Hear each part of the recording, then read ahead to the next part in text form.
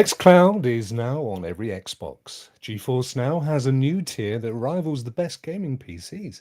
Stadia has just celebrated its second anniversary. Can we now confidently say cloud gaming has moved into the mainstream?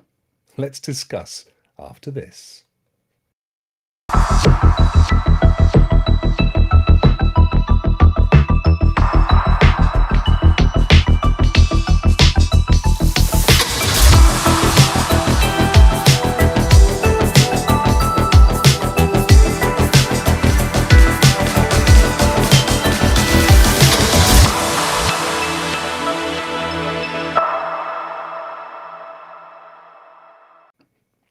Hello and welcome to Cloudburst Season 2, the next generation in cloud gaming discussion shows. I'm Rokk, and if you are interested in cloud gaming and intelligent conversation, this show is right up your cumulus nimbus.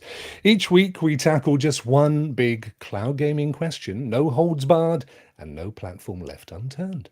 My panel are instantly recognizable and highly respected content creators in their own right, each renowned for deep insight, wide knowledge, and a long list of achievements.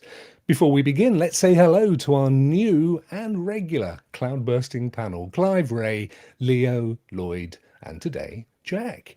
Jack, how are you, my friend? How have you been? I've been great. I'm just kind of getting over all of the celebrations from yesterday's anniversary, all the news, all the It was all full the on, wasn't it? streams. Yeah, it Lots was of packed day. matchstick eyes, I think. Well, it's great to have you. Now, you're going to be alternating with Duncan, not every other week, but somewhere in there. So it's a real joy to have you on, and thank you very much for joining the Cloudburst panel for season 2.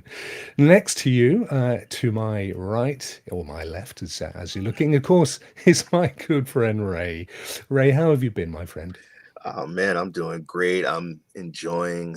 Got up this morning. I was playing FIFA 22 on Stadia. I got a hell of a deal, $35.99, and you get a free controller, free CCU. So I might be giving that to a gift to somebody. But just having a wonderful time, man. Great Playing stuff. a lot of games in the cloud. Well, it's great to have you on as a full-time Cloudburst panelist, not just a guest, so welcome. And Thank you. then below Jack, the very well-known face of Mr. Clive Illenden.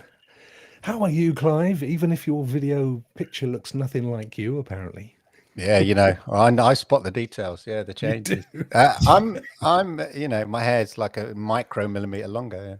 Yes. No, I'm good. Yes, and interesting enough, I did partake of the sales, the Google sales. I had no rhyme or reason to buy another Premier Edition, so I tried hard not to buy one.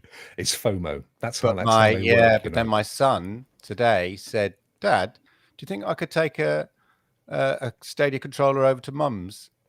And I went, "I'll tell you what, mate. Why don't you have a Stadia Premier Edition? Since I've got a load here." Yeah, you see. And It's I the thought kind of dad you are. Now I thought, well, now I'm down to one. I can't have that. I'm used to having at least two spare in the house. They're like rabbits, aren't they? You turn yeah. around, you look back, and there's another one of them. So I bought one, yeah. So like Ray, I've been playing a lot of FIFA, especially my son. My son loves FIFA 22 on Stadia, and that's why he wanted to carry on playing at his mum's. So yeah. And when he was trying to set it up, he kept WhatsApping me. So to sort of walk through it in my head, I went upstairs to my TV I've got upstairs where I've added Chromecast Ultra, and I actually got distracted by Wavetail. Yeah, see, yeah, forever So the busy. consummate gamer. Very good. Great to have you. Thank you, Clive. New face among us, gentlemen. It's Leo. Leo, so good to have you on board. Thank you very much for joining the panel. How are you? Tell us a little bit about yourself. I'm doing great. That intro you gave, though, I feel like I'm on the wrong show. You said intelligent insight. Like, it's all sales. Am I supposed to be here? Yeah, my name is Leo Allen. I host a podcast called Voluntary Input. We haven't as much. We started talking a lot of gaming for a while there, especially cloud gaming.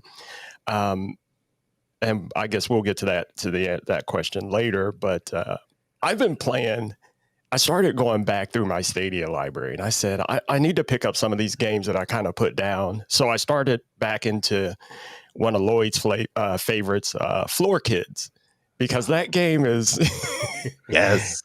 it's so wacky. I'm like, I put it down. I'm like, I have to go back to this. And because when I first started playing it, I swear I was just button mashing. I had no idea what I was doing. So it's great to have you on board. And I just want a quick disclaimer, guys. We're not just all about Stadia.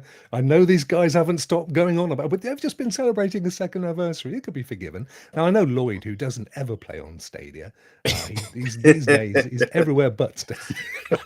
Don't look behind him, whatever you do. Lloyd, great to have you back for season 2, my friend. And even with the goatee and everything, you're looking very swesh. Yeah, the beard's gone. Thankfully, I can play more games now because I'm not so tired about carrying 10 pounds of hair on my face. So it's fantastic. No, it's been good. It's nice to see so many friendly faces after such a long time. Still gaming, still podcasting, still content creating. And there's just still so much cloud stuff to talk about over the last little while. So, of course, happy anniversary Stadia, 2 years. But happy amazing tech GeForce Now with 3080 and xCloud game streaming for everybody. Xbox, it's awesome rig. Can't knock 'em. Well, it's a real pleasure to have you back, and thank you very much indeed for taking the time out. So, ladies and gentlemen, the way this is going to work is it's a limited season. We've got 5 shows. We've got some issues with the internet across the world, but don't worry, everyone will be together when we start the discussion in a second. We've got 5 shows, so we're going to be going up to Christmas, and then we'll see next year whether we go back for a season 3. But we definitely have 5 shows, and as I've mentioned earlier, Jack and Duncan will be alternating. A couple of weeks with Duncan, a few weeks with Jack, so it's going to be really good. So there you go. Now today's question, I've put it out on the chat, but just to remind everybody, it's: does the panel feel that cloud gaming is now mainstream? And I'm going to start with Ray, because Ray, you were right up in the top corner. So over to you for 5 minutes. Oh, thank you. And you have to put Rokk. I don't like this zoom in, but anyway, I think right now cloud gaming is huge right now. I don't think it's mainstream in my opinion, but I do think it's getting there. And I have all the platforms, even the Shadow PC, and I'm just the features are rolling out. Luna, is still in beta. GFN just came out with the new rig and everything, and 35 teraflops. It's just a beautiful, beautiful rig. And then with Stadia still in the game, 2 years, and with their features, we're getting there. Also, the games, I know a lot of people want certain games. It's kind of weird because you got these games on this platform, and then you got these games on this platform. That's why I have them.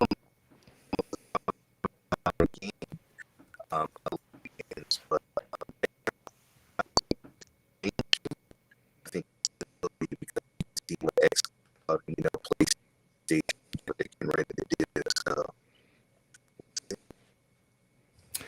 Thank you very much. We were getting some little internety things with you there as well. And it looks like we've lost Jack, but he'll be back. It's all okay. Let's switch over to Clive. Clive, what do you think? Do you think we're anywhere near mainstream? No, I don't think we're anywhere near mainstream, but I do think the foundations have been well and truly placed. I've always said about cloud gaming, it was never gonna happen with a big bang, and those that thought it might, I think, were slightly deluded, if I'm brutally honest. You're asking people to change a habit of a lifetime, and each of the sort of various cloud gaming platforms are taking a different approach. We've talked about this before, them all marching towards a certain point, but taking slightly different routes. But I think they're all closer now to the point they were marching to, if that makes sense. They started off quite far apart from each other, but I think they're much closer. And for me, that is about cloud gaming is about being accessible on the devices you own.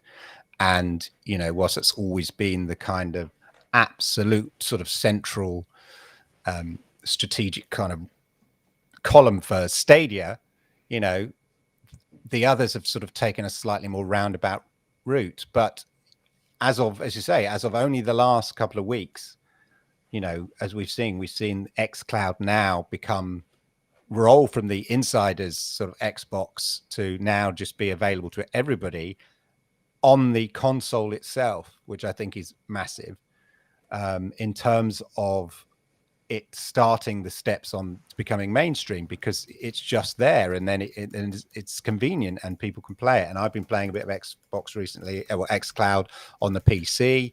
I don't always like to play my games on the PC. I prefer to play on the TV, sitting back, playing on the TV. Now, xCloud is available via your Xbox as a glorified streaming box. I can now do that on my TV. And I just think that sheer convenience suddenly helps people to start expanding out the way they play, and see the convenience of it, not having to download. There was that interesting tweet of stats for Stadia's sort of second year anniversary, in which it said, I think it's nearly 1.9 terabytes of games you would have downloaded as a pro. Imagine the amount of time that would have taken to download. And when people see that convenience, whether they're playing on Xbox or GeForce Now or Stadia, I think that's when habits start to change slowly. So I think we're in a place now where, and going into next year, where people, will start to sort of have an opportunity to try it more. And that's all you want with cloud gaming. You want people just try it and see all the conveniences that many of us, say, for instance, who play Stadia, know already.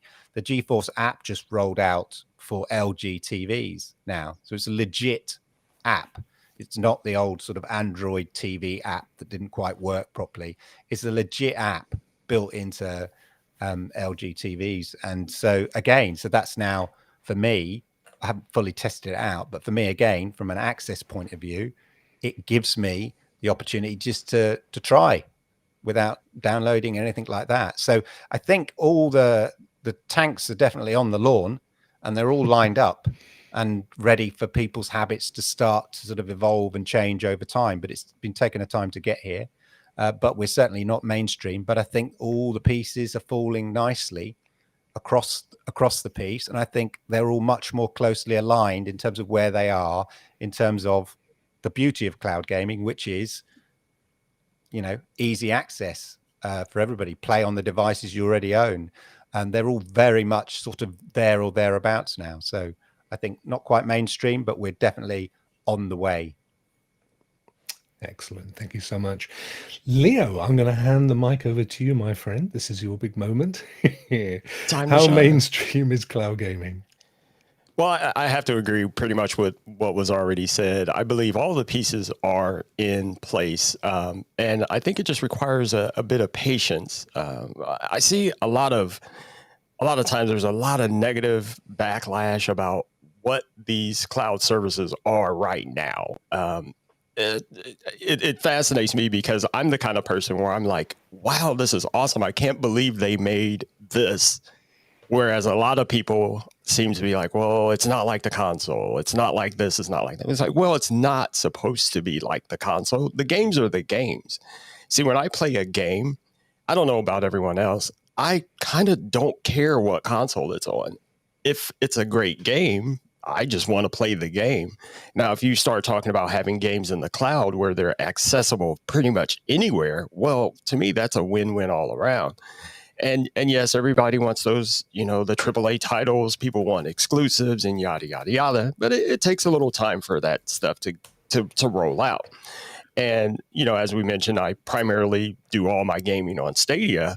I personally have no problems with it. I've traveled for vacation and taken taking the little dongle with me, plugged it into the vacation TV, and me and my boys, we played Madden and all kinds of other games. And it's just that type of convenience that makes it great.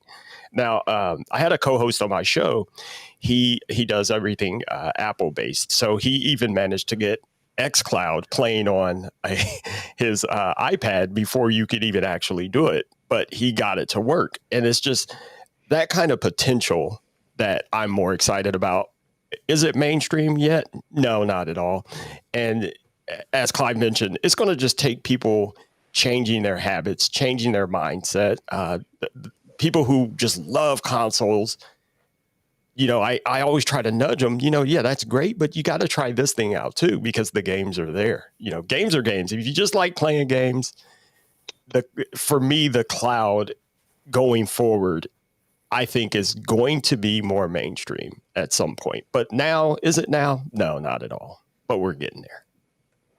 Great, thank you so much, Jack. I'm going to pull you in before your browser goes down again. Oh, and he's gone. There you go. As if by magic. I guess Lloyd, by default, you have the floor, my friend. Oh, my camera went away. No, sorry. That was a bad day. Yeah, I don't think cloud gaming is mainstream yet. It takes a long time for things to get there. But what I do think, like, since we last did a show, as I don't know if this was in the preamble or part of the pre-show or when we first started, there's been a lot of change in the industry from the last time that we did an episode, which is a good thing. Change is fantastic. I love change. Change breeds innovation and competition, which is good. But what I would say about the whole cloud gaming industry is, it's not mainstream. Everybody's kind of pointed in the same direction now. It was kind of like the what is it?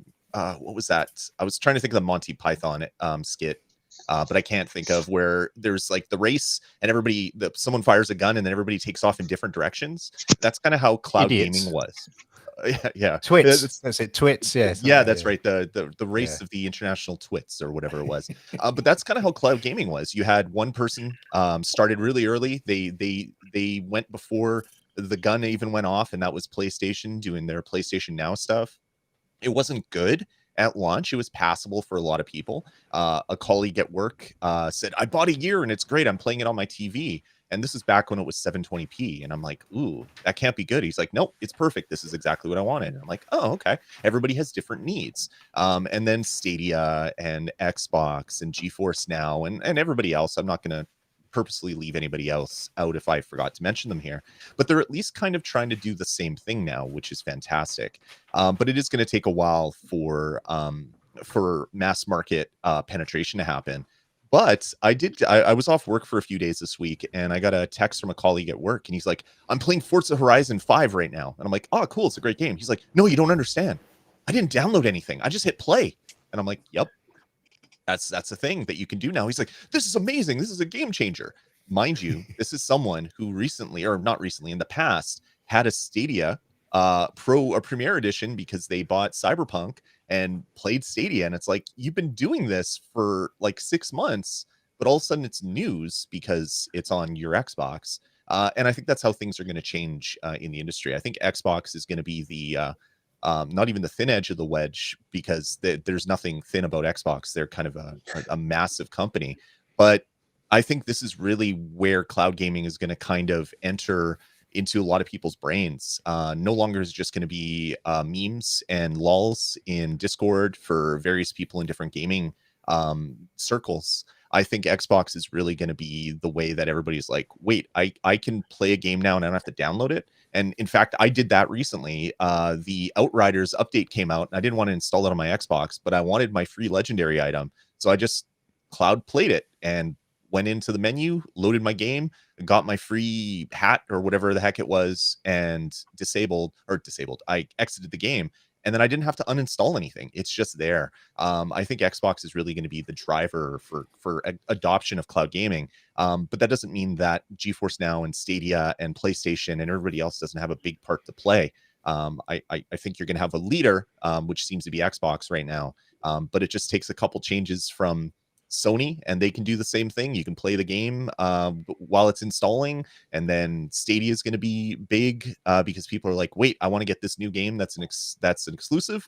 I don't have to buy a console. I can just go here and buy the game and play it. But I do think Xbox is going to be the driver for this. So I can't wait to see what things look like in season 3 of Cloudburst, because the industry is going to completely change again when that happens. Brilliant. Thank you so much, Lloyd. Now, we've got some stability on the internet by the look of it. So let's quickly go to Jack. Jack, you can tell us. I know you feel it's mainstream. How are we looking? Can you hear me okay? Perfect. I've resorted to using my phone. Yeah, I think the tech is definitely ready. There's probably different definitions of what mainstream means. I think the tech is there and probably has been there for about the last couple of years. I think people's internet connections and their bandwidths and latencies to the server are definitely all there and good enough. I think it's now a matter of kind of gaining mind share. Of course, I'm a numbers guy, and so another definition of mainstream might be like, does it have like Nintendo Switch numbers or PlayStation numbers or Steam numbers? And I think that is clearly not the case yet. If you look at the numbers that GeForce Now has put out, they basically said that 12 million people have tried the service. Looking at the numbers that we do have about Stadia, it's probably somewhere in like the 5 to 10 million range of people who have created accounts and tried it. And that puts cloud gaming, in terms of people who have tried it, in an impressive looking spot. But I think the question that remains is how many people are actually using this, on a day-to-day basis as their platform of choice. How many people are actually paying for these services? And my guess is probably for GFN and Stadia, that's somewhere around like the maybe 1 million mark. Maybe about 10% of those people have real paid subscriptions. Although that's just kind of like a wag or a guess. And that 1 million number would probably put it about an order of magnitude or two behind the big guys like PlayStation and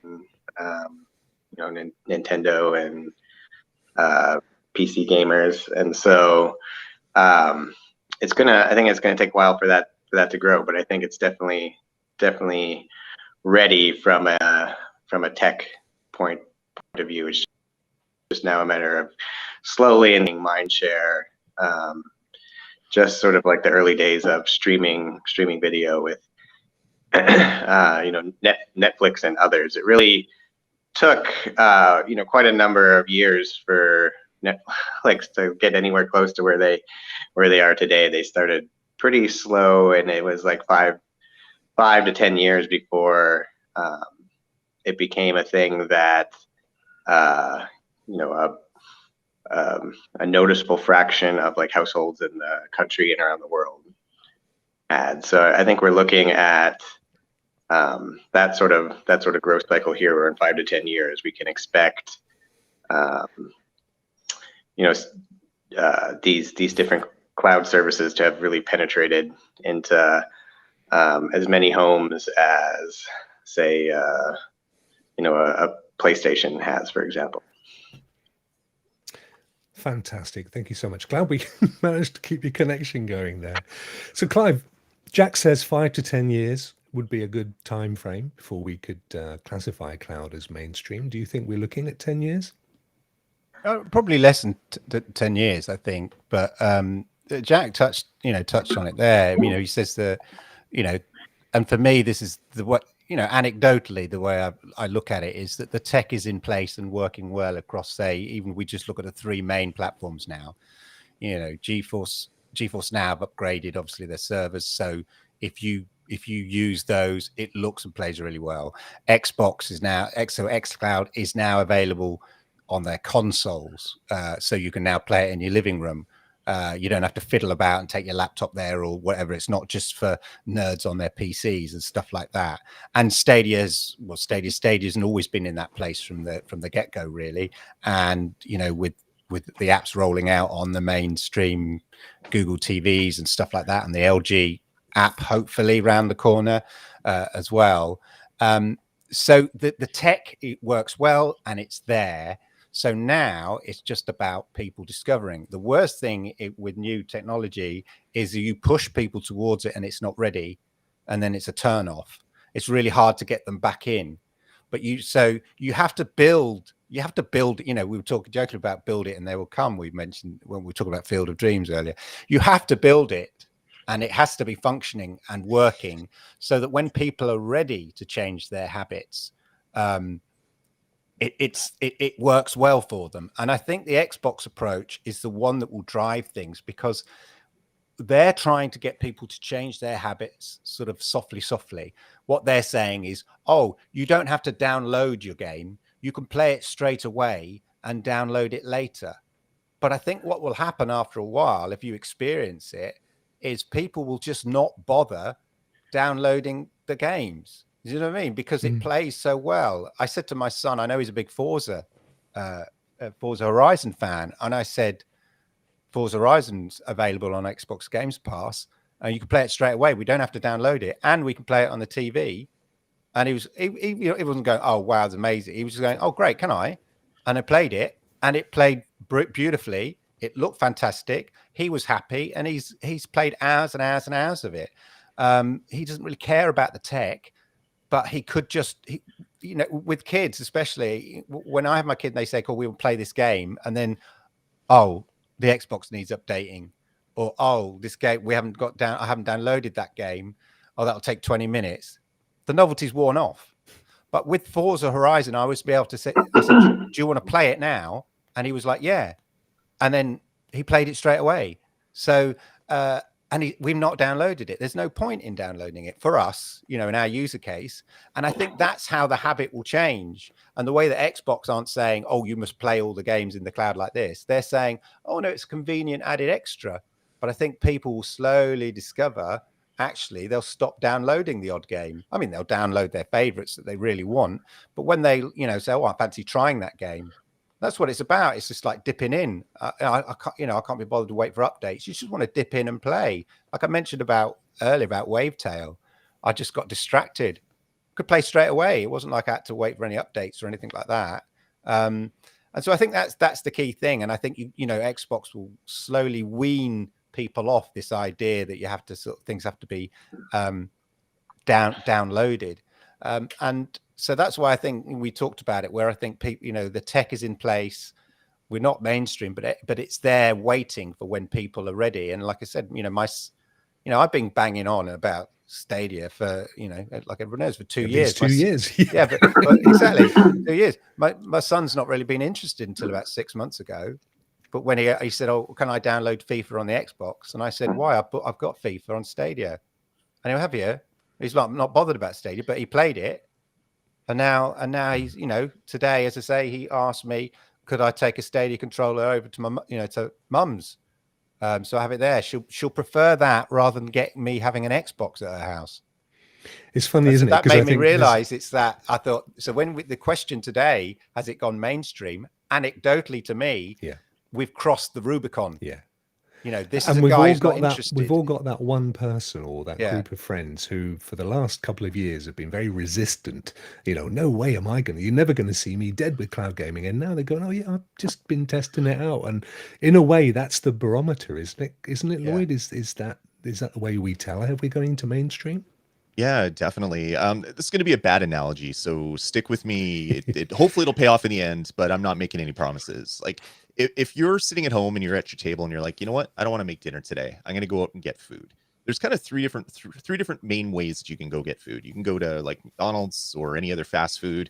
That's quick and easy, cheap, whatever. That's like mobile gaming to me. It's like there's little investment. Maybe there's not a lot of good feelings the next day because you just wasted money on in-app purchases. But whatever. That's what it is. You can also go out for a steak dinner. You can go to a steakhouse. You can have a nice huge fillet with all the fixings. And that to me is like AAA gaming right now. You go, you buy a AAA game, you take it home, you put it in your console, it installs to the console. You're not dealing with streaming, you're not dealing with anything. You have the best performance possible on the hardware that you have. So that's the steak dinner. But then there's like the buffet, where you can go to one place, you can pay a chunk of money, but you can try everything under the sun. Do you want ice cream along with your fried chicken? Go for it. Put the ice cream on your fried chicken. I don't care. Do whatever you want. But that's kind of what Xbox is doing right now. Yeah. I can do a podcast where I eat weird things and people would enjoy that, I think. But that's kind of what Xbox is doing right now, where it's like you don't even have to think about playing games. Game Pass was already kind of like that. Like you would look to see what comes to Game Pass, but you'd have to go to your app or to your console and say download and wait for it. Now Xbox is kind of like a buffet. You look on the Game Pass tab and the ones that support Xbox game streaming, you just hit play and there's no thought. It's allowing people to try different genres or different types of food. To keep my analogy going, I'm sorry, this is horrible, but I'm going to keep going at it. You can try different types of food. You can try different experiences.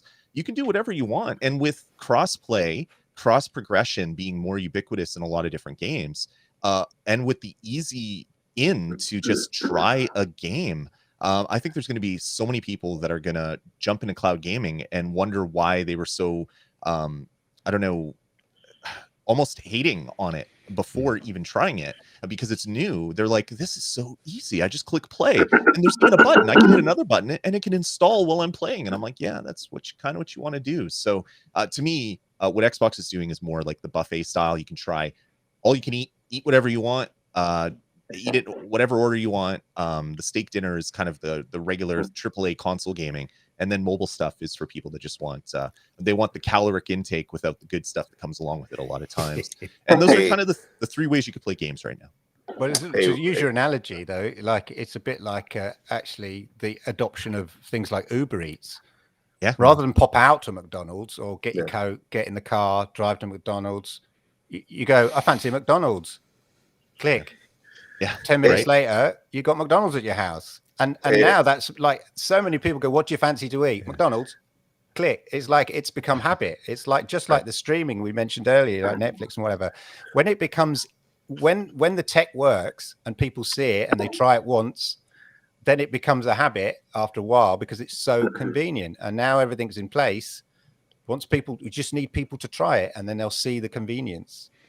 Leo, you were Sorry, Jack. So I was just going to jump in and say, I think there is maybe one area where things have not quite fleshed themselves out yet. And, I think that's around sort of revenue. And I think it's my guess that basically none of these companies are making any money off of cloud gaming at this point. I think they're all in this mode of trying to suck in users and then figure out how to make money later. The closest idea we have to like what the actual cost would be to maybe look at somebody like Shadow, who actually has this financial pressure on them already, and you can see that the cost is actually pretty high. They're charging something like over $30 a month to use, to have access to a remote PC in the cloud, and we get maybe a sense of that with the 3080 pricing that GeForce Now has put out. Though I suspect that they're pricing that even too low for what it would actually cost them to put those 3080s in and run that service and power them for a few years. So I think that still kind of needs to be worked out. How we're going to pay for these servers in the cloud, because at the end of the day, there is sort of no free lunch, and so it's kind of an interesting point that you raise with GeForce, Jack, because of course they've just kicked off an incentive to give you a free game with every 3080 subscription, and I do wonder whether that's because it hasn't had the take up that they were hoping for. Leo, have you any thoughts towards GeForce Now and the 3080 tier? I have to agree with you. I think that's probably why they're doing it. I just wanted to touch on the Xbox thing real quick. I have to agree that I do believe that if anyone, that's going to be the driving force for cloud gaming, because, I mean, the word Xbox is literally the nomenclature for gaming. I mean, I hear parents talk about it all the time. Oh, my kid's playing Xbox all day. And you go to their house, they don't even have an Xbox. It's just that's what people think of when they think of gaming. So now that they're entering the cloud realm, I do believe that, yeah, they're going to be the ones that are going to spearhead it. And it is, I think they're kind of like, they're like drug dealers. They're giving everybody a little taste first, and then eventually they'll pull them all the way into the cloud.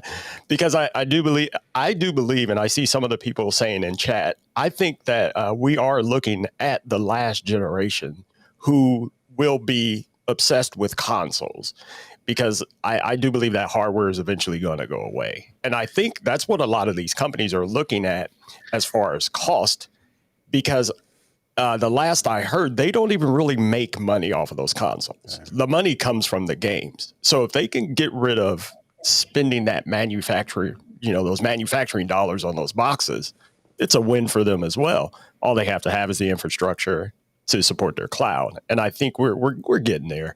And I don't think it's going to take 10 years. I think we're looking at about 5. And then we're going to slowly start seeing these boxes go away. Sony, they really dropped the ball because they were technically first at this. But what happened was they started looking into VR for some reason, and they kind of ignored what they were doing with PlayStation Now, because it was a brilliant idea. And then they let it fade away. But yeah, I do believe Microsoft with Xbox, they're going to be the ones that spearhead it. I think what Google did Stadia, I honestly believe, because they saw this coming, and they just want to make sure they're part of it. Yeah. They've got to have skin in the game. That's absolutely Google, Yeah. and they've got the tech as well for it. So they knew exactly. They wanted to be, part of that party when it happens. Now, Ray's not praising the Lord here. I think he wants. No, I'm not. He's a church. Take us to church, Ray. Yeah. I just want to say my son, who from the get-go he was not on the cloud. Okay, he was straight console. Yesterday, I saw him have a Halo party with his friends, and I'm just sitting back and I'm just looking at him. He said, Dad, like when I picked him up from school, gotta hurry up. I'm meeting some friends. We're getting ready to have a Halo party. Halo party? Infinite? He's like, yeah. Isn't that in the cloud? Begrudgingly. But I was so happy to see him. He was just like when he was playing Fortnite or any other game. Xbox, and I agree with the gentleman. I agree with you guys. Is definitely, they're known, they're popular, they have the games, and they're gonna push it. And I do think, I think that it's gonna go mainstream less than 10 years. I say less than 5 years. They got Forza Horizon 5, and they have Halo. Those are 2 popular games right now, especially Halo. Yeah. And they're getting rave reviews, and it's pushing. People are talking on Twitter. People are talking on social media about these games, and they're like, "Oh my God, I'm playing in the clouds, and I'm playing Halo." And come on, Halo is a very, very popular game, and now with these kids playing it and having Halo parties and all this. It's just, I think it's going to go definitely mainstream. I think it's going to go mainstream less than 5 to 10 years. Lloyd, you made a really good point in the chat, which I wouldn't mind you just going back on with NS and PS pricing. Yeah, so Microsoft and PlayStation they have the opportunity to really kind of flesh out what cloud gaming is for a lot of people, because they're the 2 companies that they have skin in the game right now that really don't have to worry about making money on cloud gaming, because it's a value add proposition. Google has allowed a large cloud infrastructure business, so maybe Stadia, it doesn't have to break even. But when you look at anybody else like GeForce Now, like they're not selling anything. All they're selling is access to the service. They're not selling games, so they're not getting the 30% at least for every game that is played on their service. So I think they're going to be the one that is going to have the hardest amount of time justifying their existence. And I know NVIDIA is a huge business, and they make video cards that power the whole entire world. So maybe the losses at GeForce Now isn't going to even show up in their spreadsheets for their accountants. But at some point, there's going to have to be this has to make money or break even, or we need to go somewhere else. Where I think Microsoft is really gonna basically to talk about what Ray was just talking about with Halo parties.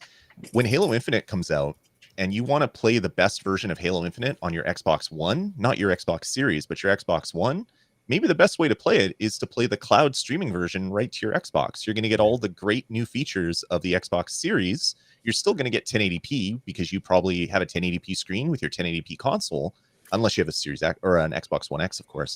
But you're going to be able to play a game that looks better than physical hardware can produce, even though it could run on your physical hardware. The cloud version is going to look better, and hopefully the latency is going to be low enough for people for multiplayer. But I could see a lot of people with Xbox Ones not upgrading. They're just going to play every new game that comes out on Game Pass as cloud streaming. Like, why buy new hardware? Just buy the games that aren't on Xbox Game Pass. That's exactly what I've done. Like, but I had an Xbox One X, not Series X, and it bricked on me.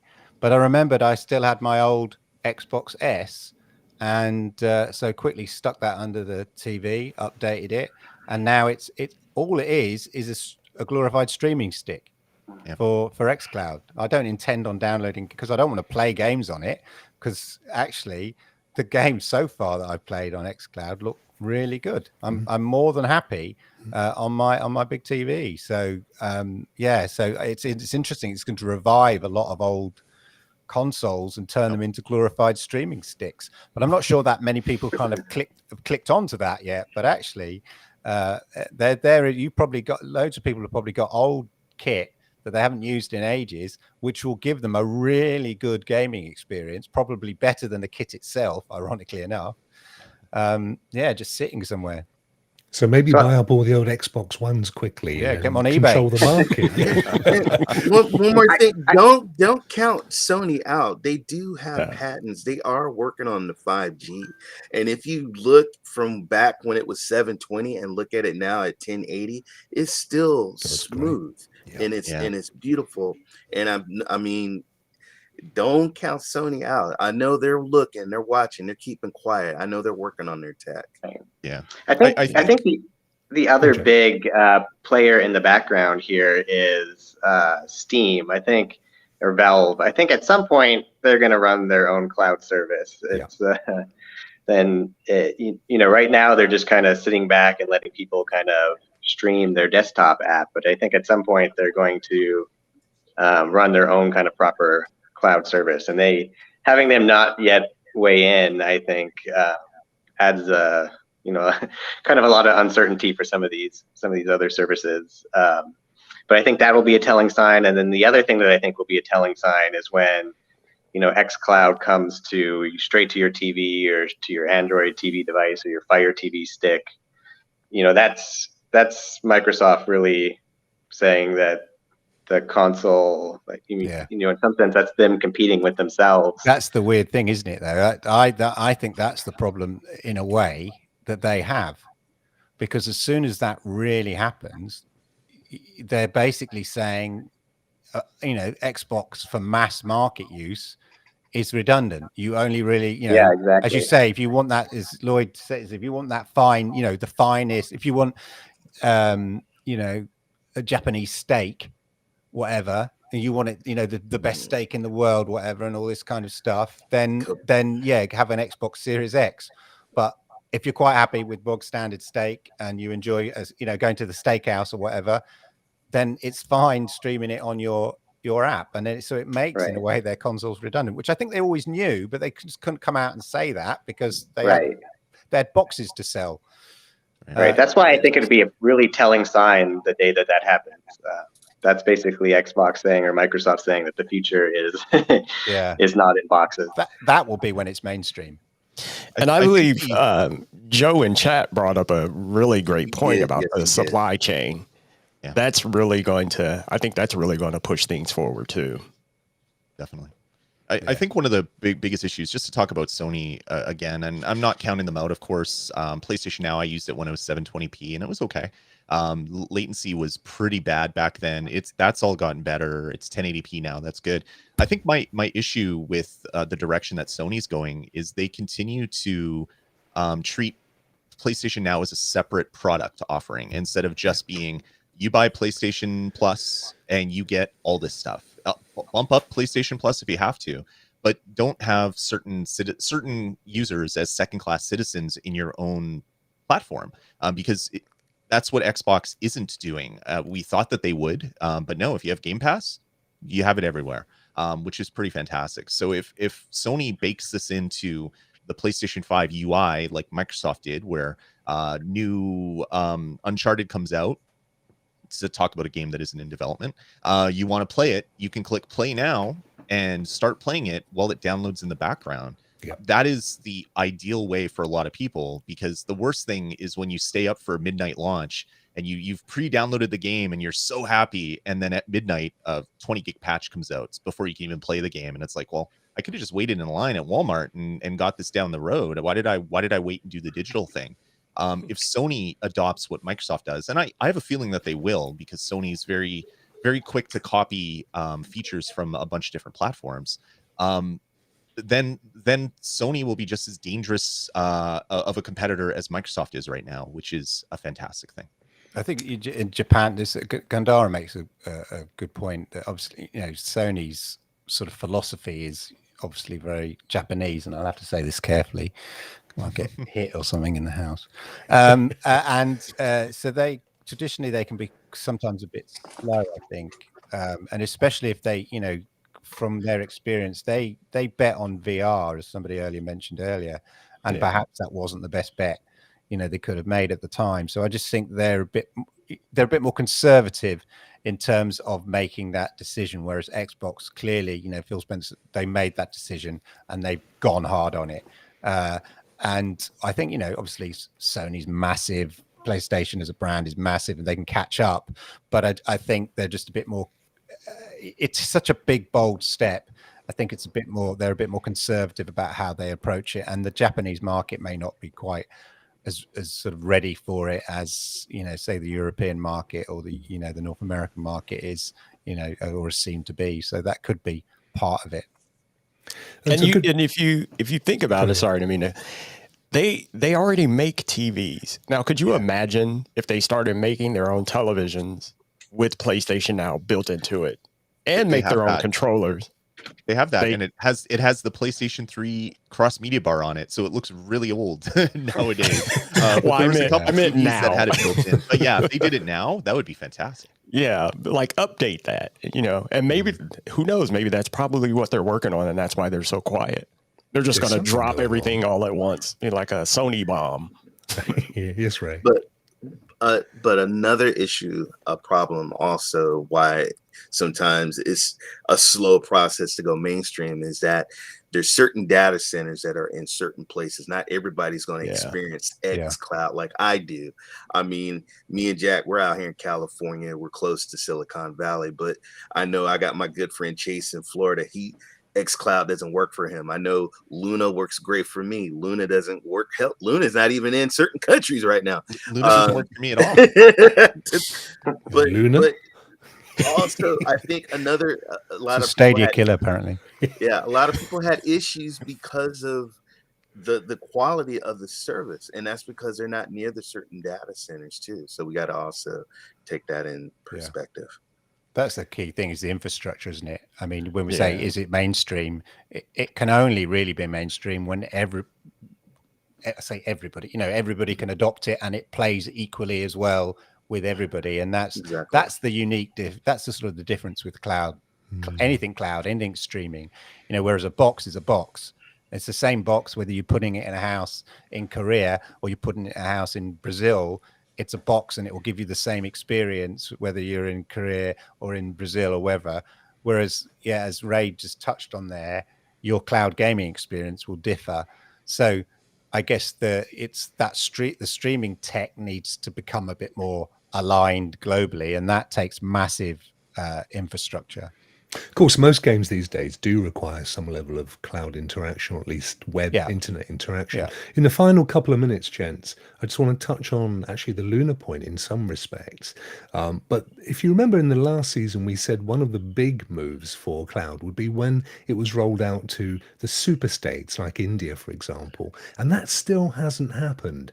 Luna, we still haven't seen moving outside of the states. So is there, to a degree, a blocker from the industry itself in moving to mainstream, in not going out to some of these bigger international territories? I think it's about the infrastructure question, really. That's waiting for the the infrastructure to be there. And I think if you in India, you're going to be very reliant on the telecommunications side of it, the 5G, because that's how most of the population sort of consume the internet via the phones and stuff like that. It's not via PCs so much, or powerful PCs anyway. So that's the key thing, really, is that these countries having, so what we're talking Amazon in terms of AWS, we're talking Microsoft Azure, and we're talking the Google data centers, and it's really those are the three key people, because anybody else is going to have to use one of those three, really. Realistically, either piggyback off one of them. So it's about those having the infrastructure in those places, and whether it's like partnerships. I think GeForce now have done partnerships in South Asia and stuff like that, Southeast Asia. So yeah, I think infrastructure is the key there. I think I think just one quick point. I think it's infrastructure, but also IP rules, because there's a lot of content that is landlocked to specific countries based on IP rules. So I think that might be the biggest thing that is keeping like an India rollout or some other countries that have different IP rights laws. It's a hard thing, but the industry players need to figure that out, because there's a lot of potential eyeballs and wireless controllers out there wanting to play games. They just have to give those games to those people. Final word each, Jack. Do you want to just jump in with your final word, and then we'll do a quick final word all round? Sure. I just jumping into this conversation about rolling out worldwide, I think that is definitely where cloud gaming, I think, will eventually shine and just pick up, orders of magnitude more people. I think it definitely does come with its challenges. The way the GeForce Now appears to be rolling out to other countries is by partnering with kind of like a reseller almost, it seems like. And, correct me if I'm wrong, but the price of GFN in other countries is quite significantly higher than it is in places where NVIDIA is running it itself. And so, I think that is another kind of indication of the true cost of the services. But my final thought on the whole question is, I think, as Clive and others have said, I think the tech is ready. It's now a matter of kind of working out some of the financial aspects of it and just grabbing more and more mind share over time. Super. Ray, final words? Just be patient, guys. I know a lot of guys don't have patience, and they want the games and they want the features and they want all this, but you got people that are passionate and that are putting their sweat, blood, and tears in gaming and features for us. And so I'm 48, and I'm just amazed of how the gaming just keeps innovating, and watching my kids having fun. So just enjoy all these platforms and appreciate these guys that are putting this tech out here for your benefit. Well, Clive and I are 108 between us, so we trump you big time. Leo, your final I'm 18. thoughts? He's I'm 70 something. He's 100. I mean, I have to agree with Ray. But yeah, just be patient, and I marvel in how far we've come. And one thing that also bugs me is sometimes there's this preponderance to want to kill something before it even gets started. I mean, I know everybody sees all the tweets about Stadia, even Luna. They get a lot of backlash, people, and they want to talk about, well, this is better than that. No, well, you try it. They're not going to just get rid of it. Just try it out. start adapting it, because I do believe that cloud gaming is the future. I do believe the boxes are going away soon. How soon, we don't know. Yes, the infrastructure is a big deal. I also think the costs can be a big deal as well. I think the one mistake that Amazon is making with Luna is requiring you to have a Ubisoft Plus subscription as well, just to even get on it. And that turned me off pretty much immediately. And not everybody can afford that, as well as the subscription service as well, on top of that. So I think we're looking at infrastructure issue as well as some of the costs. But I do believe we'll get there. Just be patient, like Ray said. Lloyd, final words, and then we'll do a quick goodbye. Yeah. It's one of those things where I think I said it before, the last episode of season 1 of Cloudburst, the industry is like almost 100% different from what it was before. We still have Stadia. Stadia is about the only same thing from before. We have Luna that is doing better. I keep forgetting Luna because I can't get Luna up here, so I'm not leaving it out because I don't like it.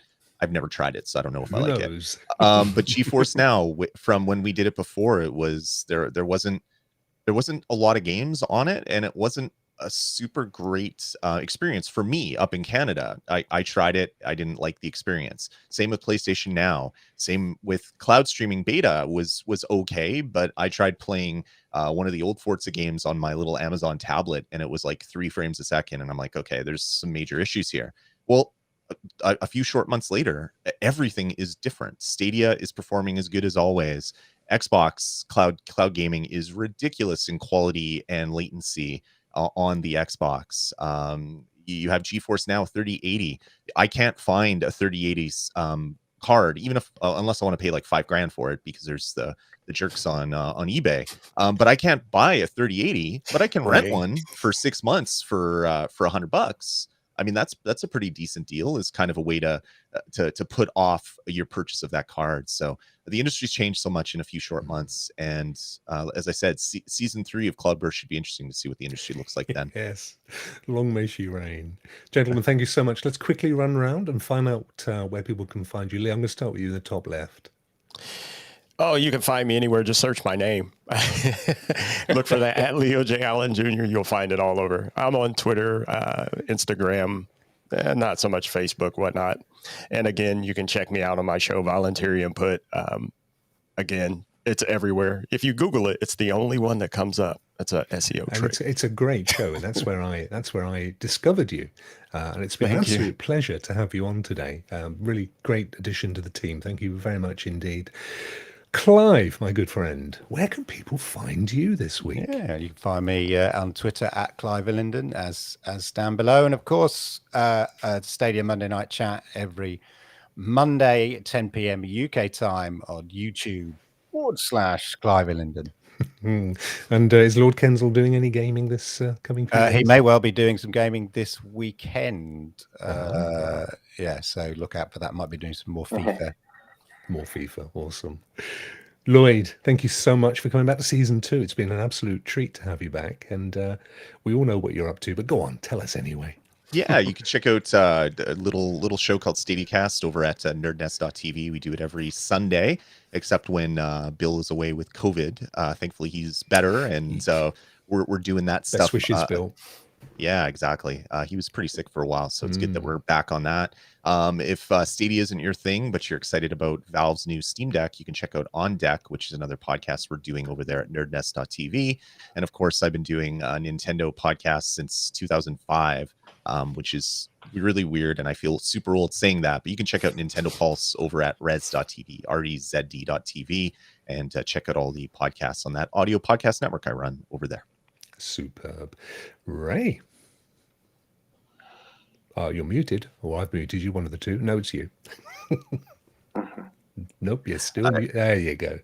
All right, I'm Ray3473 on Twitter. Tonight, me and my bounty boys were playing some Red Dead Redemption 2 on Ray3473 on my Twitch, 10 p.m. Pacific time. And it's been an honor to be among you great minds of gaming on this panel. I feel honored to be on here with you. And you've earned your stripes. You've earned your stripes. Thank you, Chad. Thank you, Chad. Thank you so much, Ray. And Jack, You and that beautiful beard. Thank you so much for joining us today. We'll see if it's still around next time. Yeah, I guess the best place to find me is probably just on Twitter. If you go to @JDESLIP, you can find some of my written content and some of the stats that I collect around Stadia and the ecosystem. And your show with MM2K? Oh yeah, we have monthly. Thanks for that, Rokk. A monthly show on the Stadia Dosage channel called the Numbers Show for Stadia. So check that out on Stadia Dosage News channel. Absolutely superb. But thank you so much for joining. And also thank you so much in the chat as well for being active and participating with us, which is always really helps the conversation. So thank you. We'll, of course, all be back next week. I think next week, Jack, you're switching with Duncan. I think that's what's happening. So that'll be good. Great to see Duncan back in. We hope you've enjoyed the show. We'll be here again, as I've said, next Saturday. Same time, same place. Until then, please stay safe, and I'm going to buy myself some time while I press the outro. Here it is. Take care, everybody. Thanks for joining. Thank you.